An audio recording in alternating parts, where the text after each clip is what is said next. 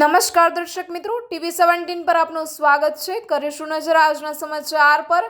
HSC production banner હેઠળ બનેલી Gujarati film તંત્રમનું teaser અને દમદાર પોસ્ટર રિલીઝ થયું। તંત્રમ એક એવી ફિલ્મ છે જે અનેક વર્ષોથી ચાલી રહેલી સમસ્યાની વાત છે। આ એક હોરર કોમેડી ફિલ્મ છે।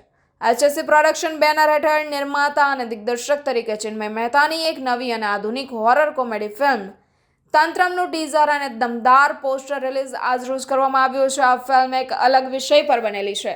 સમાજમાં વર્ષોથી ચાલી રહેલી સમસ્યા પ્રોબ્લેમ છે કે દરેક ફેમિલીને આજે છોકરાઓ જોઈએ છે।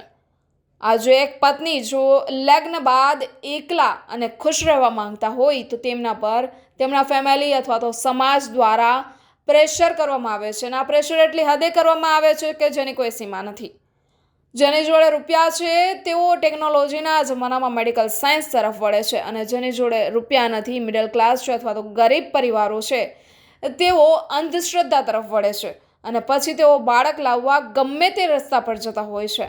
તેવા કિસ્સાઓમાં એક કિસ્સો અંદાજમાં સસ્પેન્સ, હોરર અને કોમેડી રીતે દર્શાવતી ફિલ્મ એટલે તંત્રમ।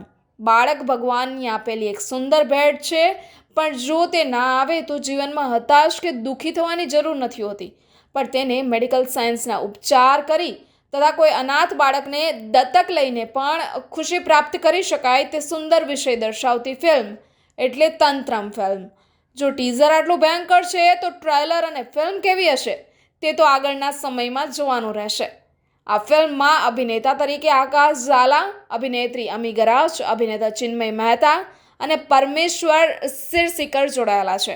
અભિનેતા આકાશ ઝાલાએ અનેક હોરર અને કોમેડી ફિલ્મોમાં જોયા પછી આ ફિલ્મમાં તેમનો એક અલગ જ અંદાજમાં રોલ જોવા મળશે આપને, જે રોલ જોવાની સૌ કોઈને ખૂબ જ મજા આવશે।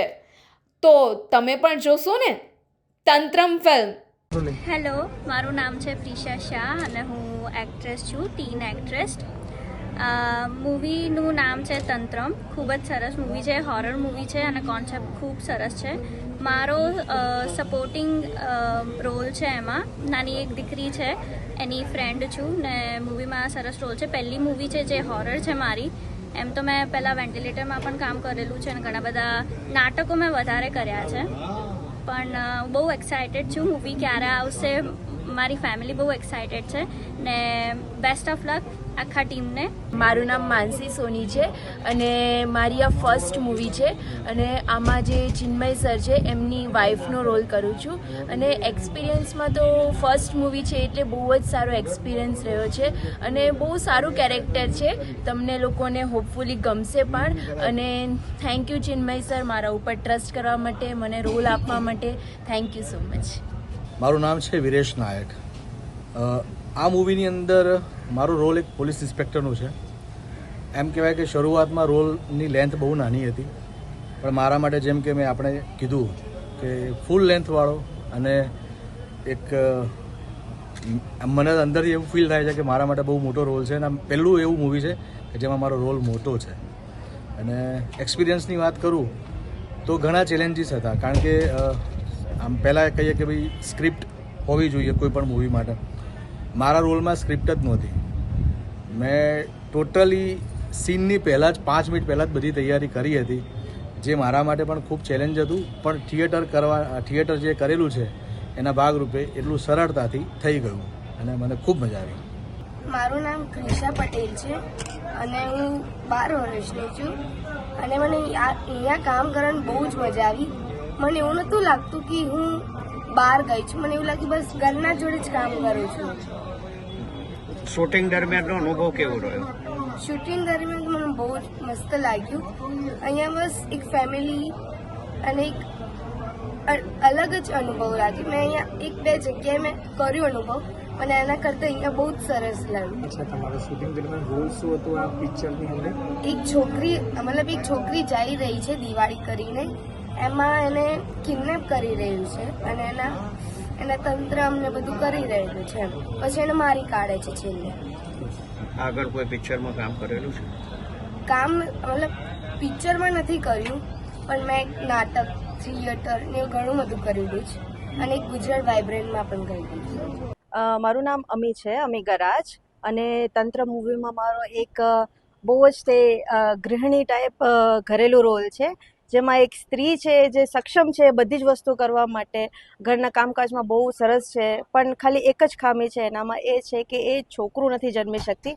અને એ છોકરું જન્મ કરવા માટે, વંશ આગળ વધારવા માટે ઘણા બધા ધતિંગો થતા હોય છે, પ્રયત્નો થતા હોય છે, જેમાં સાયન્સ તો નહીં પણ મેલી વિદ્યાનો ઉપયોગ થતો હોય છે. અને આ સ્ત્રીએ એવું કશું કાંઈ માંગણી પણ નથી હોતી અને બીજાના પાપોમાં કઈ રીતે ફસાઈ જાય છે અને એના કારણે આખું ગામ અને એનો પરિવાર કઈ રીતે હેરાન થાય છે, એ રીતની ઘટના છે.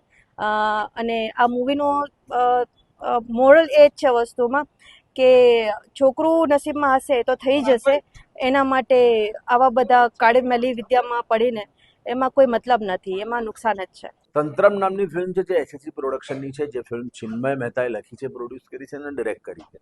આ ફિલ્મની અંદર મારા પાત્રની વાત કરીએ તો હું કાળુ નામનું એક કેરેક્ટર છે, જે બહુ જ કંઈ કમાતો દમાતો છે નહીં અને લગ્ન થઈ ગયા છે, બાપાના પૈસે લીલા લહેર કરવાનો ટ્રાય કરે છે, સાથે સાથે બહુ જ મહેનતુ માણસ છે પણ કામ નથી મળી રહ્યું, એટલે અલગ અલગ પ્રકારના જુગાડો કરીને કામ કરવાનો પ્રયત્ન કરે છે. એમના ત્યાં બાળક નથી થતું ને એ બાળક એમને કોઈ પ્રોબ્લેમ નથી, એની વાઈફને પણ સમાજનું એટલે એના ફાધરનું બહુ જ પ્રેશર છે કે તમારે બાળક થવું જોઈએ, બાળક થવું જોઈએ. એના માટે જે અલગ અલગ રસ્તાઓ પર તમે જાઓ છો અને એમાં બધા જ પ્રકારના રસ્તા એ લોકો પ્રયત્ન કરે છે ને એની અંદર થતી કોમેડી, એની અંદર થતો ડ્રામા, એની અંદર થતી થ્રિલર, આ બધી જ વિષય પર સરસ મજાનો ડ્રામા ક્રિએટ કરતી એક ફેમિલી સાથે બેસીને જોઈ શકે એવી સરસ મજાની ફિલ્મ છે. અને શૂટિંગના એક્સપિરિયન્સની વાત કરીએ તો બહુ જ ધમાલ કરી છે, કારણ કે બધા જ મિત્રો હતા, બધા નવા લોકો હતા અને મને ઓલવેઝ મેં એવું નક્કી કર્યું છે કે હું રોજ એક નવા માણસને મળું. તો આ ફિલ્મની અંદર બહુ જ બધા નવા માણસો મળ્યા, બાળકો મળ્યા, પછી ચિન્મયની જોડે કામ કરવાની મજા પડી, મમ્મીની જોડે કામ કરવાની મજા પડી, ત્યાં જે ફેમિલી હતું, ગામવાળા હતા, એ બધા જોડે બહુ જ ધમાલ કરી છે. જે અમે ફિલ્મમાં કર્યું છે એવું તમને સ્ક્રીનમાં જોવા મળશે. Thank you so much.